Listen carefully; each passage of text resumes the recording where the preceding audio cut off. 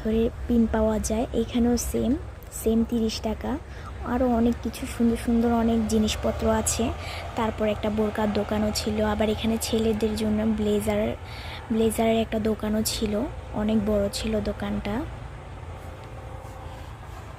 তো এটা আর একটা দোকান, কসমেটিক্স দোকান, ক্লিপ। তো আমি একটু একটু এক এক দোকানে গিয়ে একটু ভিডিও করে নিচ্ছিলাম। আর এখানে সিটি গোল্ডের জিনিসগুলো অনেক সুন্দর ছিল।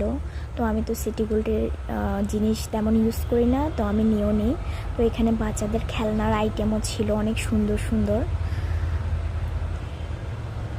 আবার এখানে একটা জুতার দোকান ছিল, প্লাস্টিকের অনেক সুন্দর সুন্দর জুতা ছিল।